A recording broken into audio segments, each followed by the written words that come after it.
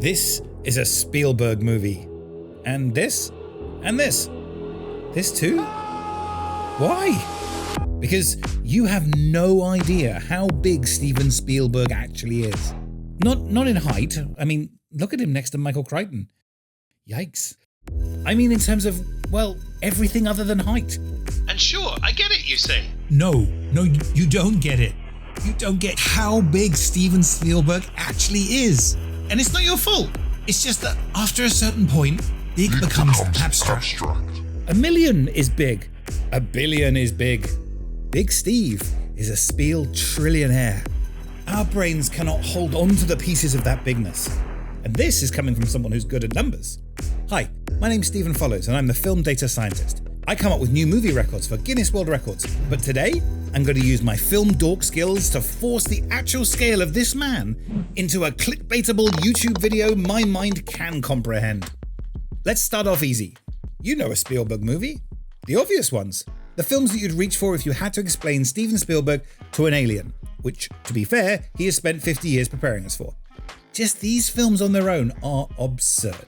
He has directed 34 theatrical features, which have grossed over $10.5 billion at the box office. He is the highest grossing film director in history. E.T. was the biggest film in the world from 1982 to 1993. Then the record was broken by Jurassic Park, which is also a Spielberg film. He replaced his own world record with a dinosaur movie he basically made in the gaps around the Holocaust drama that won him his Oscar. Speaking of, he's the only director to be ever nominated for Best Director at the Oscars in 6 different decades.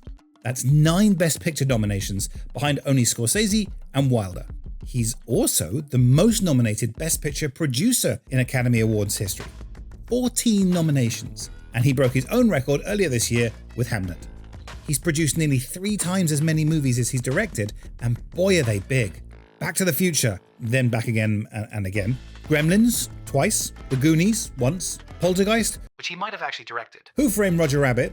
Then there's Twister, Men in Black, The Help, Galaxy Quest, Cape Fear, twice. He produced Flags of Our Fathers and Letters of Iwo Jima for Clint Eastwood, and the entire Transformers franchise. In total, he has 96 producer credits on theatrical films, on top of his directing credits, 108 feature films with his name at one of the top creative lines. And that's only the ones he's had a public name check on. This is the tip of the Spielberg. Because while we're on his official credits, let's take a look at his television. He created Animaniacs, Tiny Toon Adventures, Pinky and the Brain, ER for 15 seasons. Oh god, this isn't even funny anymore. Are you getting how big this is? I previously made a video on bullshit producer credits, where people get name checks for not doing any work. None of these are that. Steven Spielberg is in the room. He is in development, he's making these things happen, and he's giving notes in the edit suite. More importantly, these projects would simply not have happened without him. And from his own producerial dominance, Spielberg acts as an industry kingmaker. The producers he launched went on to shape modern cinema, with the top 4 alone generating roughly $42 billion at the global box office. So he's the biggest producer and director of all time. Big whoop! Why make a video, Steven? Shut up and let me cook. This Spielberg hole gets deeper. We've barely even let the dinosaurs out the park. Because the bigness of this work starts to fold in on itself at scale. Just the movies he's directed have been referenced more than anyone else's. In fact, IMDb credits him with twice as many movies referencing his work as second place loser James Cameron. Now, I know that famous winner James Cameron would absolutely hate being called a loser, which is why I did it. Talking of losers, the film trade press love him. There are 4 major trade publications in the film industry: Variety, Hollywood Reporter, Deadline, and Screen Daily. 3 of these 4 are owned by the same guy. We do not have time to talk about this now, but I will 100% make a video on this in the future. Over the last 25 years, Steven Spielberg has been the most covered director. Over 16,000 articles mentioning his name. Scorsese is second on only 12,765, with Nolan a distinct third. And his share is rising, not falling, even as he's directing fewer films. Pop quiz, hotshot. How old do you think Steven Spielberg was when the American Film Institute gave him a Lifetime Achievement Award? Wrong, he was 48. If you're sort of at that age and thinking, what am I going to do with my Lifetime Achievement Award? Don't worry, you're not going to get one. You're not Steven Spielberg. 48 is such an insultingly low age that they actually had to change the rules to do it, because the award was meant to be retrospective and he was clearly not done. Since the AFI awarded him his Lifetime Achievement Award, he has gone on to direct some of the greatest films of the last 30 years, as well as Ready Player One. Well played, Parzival. Earlier this year, he completed his EGOT, winning all 4 of an Emmy, a Grammy, an Oscar, and a Tony. He has a KBE, which is an honorary knighthood, because he's not British. I mean, if he was British, he'd be king by now, but he's not. So the highest he can get, KBE, the Legion d'Honneur, the Kennedy Center Awards, the Presidential Medal of Freedom, and the Honorary Golden Bear at Berlin. There's even a word named after him. It's in the Oxford English Dictionary, Spielbergian, added in September 2018 with the earliest use in 1982 in the Washington Post. He is a defined adjective. He is a word. Great snakes! But who cares about these shiny medals? Hollywood is about melting them down and selling the metal for scrap. So let's look at his money. Forbes calls him the wealthiest celebrity on earth, with a net worth of $5.3 billion. For those not great with big numbers, this makes him worth roughly 4 Taylor Swifts, which is a quarter Swift more than Donald Trump. Somewhere between 45 and 96 Swifts shy of Vladimir Putin, and about 416 Swifts short of an Elon. When he helped design the modern Universal theme parks in January 1987, his deal gave him 2% of every ticket sold at the park, forever. The current owner, Comcast, say that deal is worth $1.1 billion. In 2021, he won $1 million as part of the Genesis Prize and gave 200% of it away. Yes, he gave away all the money and then matched it with an additional $1 million of his own money. Overall, his foundations have given away at least $500 million. When he made Schindler's List, he refused the directing fee, calling it blood money.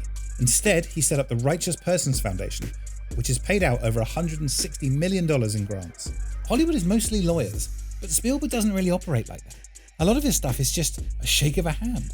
The whole of Indiana Jones, 5 films, billions of dollars, that hat started because Spielberg and George Lucas had a chat on a beach in Hawaii. They shook hands on a 3-picture deal without paperwork, and they stuck to it. They made 3 fantastic films and then 2 more. When Saving Private Ryan came out in 1998, the distribution rights had to be split between DreamWorks and Paramount. Spielberg and Sumner Redstone settled the whole thing on a coin toss. An actual coin, hundreds of millions of dollars depending on which side it landed. He won because, of course he did. Speaking of the House of Shrek, in 1994, Spielberg co-founded the last brand new Hollywood studio anyone's bothered to start, DreamWorks SKG, with Jeffrey Katzenberg and David Geffen. The DreamWorks thing is a video in itself, but needless to say, it was a pretty big deal. And of the original SKG, the Big S is the only one still involved with what remains of that institution, which makes sense. He's been elected by his peers to the Academy's Board of Governors 3 times, which is the boring committee bit that nobody wants to do. But he keeps turning up to meetings. In an industry where everyone seems to want to fight, Steven Spielberg's word actually seems to be good. So at this point, you're probably waiting for the catch, right? In 50 years at the top of an industry that normally eats itself, Steven Spielberg has never been credibly accused of any personal misconduct. Not by anyone. This shouldn't be an impressive fact, but we all know because of Hollywood power, it kind of actually is. Finally, you might be assuming that someone with this much success and power has an ego the size of California. Steven Spielberg doesn't. When people complained about the nuking of the fridge in Indiana Jones and the Kingdom of the Crystal Skull, Spielberg told Empire magazine, "Don't blame George. It was my silly idea." George Lucas read that and told the New York Times, "That's not true. He's just trying to protect me." 2 billionaires in their 70s, publicly competing in the trade press to take the blame for the worst beat in their own franchise. When Steven Spielberg re-released E.T. in 2002, he digitally removed all the guns and replaced them with walkie-talkies because he didn't like the idea of weapons aimed at children, but fans complained. So what did Steven do? He reversed it and publicly apologized. He said, "That was a mistake. I robbed people who loved E.T. of their memories of E.T. And this was on a topic that he really cares about. When we look at all the films he's made, there's an unusually low number of guns and gunfire when you compare it to similar Hollywood movies. So clearly he regretted the guns in E.T., saw a way to take them out, but then when people complained, he reflected, listened, and apologized. Most directors don't even apologize for their first edits. He went back to university to finish his university degree at the age of 55. He dropped out of Cal State Long Beach in 1968, so when he returned in 2002, they accepted Schindler's List as his coursework, and Jurassic Park was accepted as a science credit. He gave a commencement speech at Harvard in 2016, and he said, "Most people go to college for an education, and some go for their parents, but I went for my kids. That's the sort of thing a Robin Williams character says. By the way, apparently Robin Williams used to call up Steven Spielberg while he was shooting Schindler's List and tell jokes and do voices down the phone to cheer everyone up. And that's because people love Steven Spielberg. So many of the crew who've made films with him have done so again and again. John Williams has scored 30 of his 34 features. He's 94 years old. He retired, but he came out of retirement to keep working with Steven Spielberg. Michael Kahn has edited 31 of his features, and Janusz Kaminski has shot every single one of Spielberg's films since 1993. No other modern director has shot 20 consecutive films with the same cinematographer. As well as the repeated credits, we can see the love that people have for him by who gets thanked at the Oscars. Steven Spielberg is the most thanked person in Oscar history. In the 1980s and 1990s, he was thanked more often than God. And this is at the core of his soft power. The reason that he's so big. He's not a big, loud twat bullying people. He's something else, something vast and way harder to measure. Which leads me to the tippy top of the bigness scale. He invented the summer blockbuster. Jaws in June 1975 was the first film to open wide on the back of a nationwide TV campaign. Almost all the wide releases since then has used this template. He invented the PG-13 rating. After the heart extraction in Temple of Doom and the microwave exploding in Gremlins, he demanded that the MPAA create a new rating between PG and R. PG-13 has become the single most commercially valuable rating in the history of cinema. I really wanted to give you a single stat saying X% of cinema is Steven Spielberg, but the fact is I can't, because there's only so much that's publicly facing, and there's only so much I can measure directly. He's like dark matter. We only know he's there because of the effect he has. We can't measure everything he does. There's just traces of evidence. Thousands of times you thought, Spielberg was involved in this? What would you do if Steven Spielberg walked up to you and said, What's up, baby? Oh god, the video games. The Block one, and the one with Tarantino in it. And no, there's no time. There's also no time for you either, weird submarine restaurant, or Scarface where Spielberg assisted in the iconic final shootout, or you, episode 3, where he joined the previous team for several days on major action sequences. No, there's no point. Every future anecdote I share only highlights the vast missing effects we don't or can't know about. He has been such a clear, strong, and omnipresent creative force in Hollywood for so long, it is impossible to separate cinema from Steven Spielberg. Cinema is, in a big part, made out of him. And if you're one of the few people who still thinks that he feels a bit generic, then know it's because he's so big that the rest of the industry bends around him. And what did he do with all this power? He taught us that divorce sucks, but it will be okay. That scientists should ask, should we do this, not can we do this? That bureaucracy is evil, but strangers can be kind. That fridges, if necessary, can survive a nuclear blast. Not sure about that last one. That war is hell, but the men that go through it deserve to be remembered. He taught us that one person can save thousands. Dads are trying their best, but it's okay if they don't want to hang out with you, because aliens who definitely exist definitely do. I'm making this before having seen the latest Spielbergian UFO epic, and it sounds like it's going to be great, because of course it is. I just talked about Steven Spielberg for far too long, and I haven't even had time to talk about his primary role as one of the most creative, artistic filmmakers of his time. But maybe that's for another video. With the time I have left, I want to go back and apologise to Ready Player One. Yes, I still kind of hate you, but...